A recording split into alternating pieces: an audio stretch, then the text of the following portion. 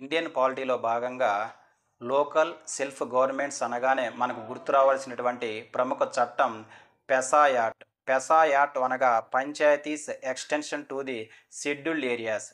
Schedule తెగలు నివసిస్తున్నటువంటి గిరిజన ప్రాంతాలలో పంచాయత్ రాజ్ సిస్టమ్ తీసుకురాబడిన చట్టమే ఈ పెసా యాక్ట్. ఈ పెసా యాక్ట్ను 1994లో విధించినటువంటి దులీప్ సింగ్ బూరియా కమిటీ సిఫారసు మేరకు 1996 డిసెంబర్ 24వ తారీఖు నుంచి అమల్లోనికి తీసుకొని రావడం జరిగింది. అయితే ఇలా విధించినటువంటి దిలీప్ సింగ్ బూరియా కమిటీ గిరిజన ప్రాంతాలలో స్వపరిపాలనకు మూడంచెల వ్యవస్థ అనగా గ్రామ సభ, గ్రామ పంచాయతీ, అదేవిధంగా తాలూకాను అనే మూడు అంచెల వ్యవస్థను సిఫార్సు చేయడం జరిగింది. అయితే ఆంధ్రప్రదేశ్లో మాత్రం ఈ పెసా యాక్ట్ను 1998 నుంచి తీసుకొని రావడం జరిగింది.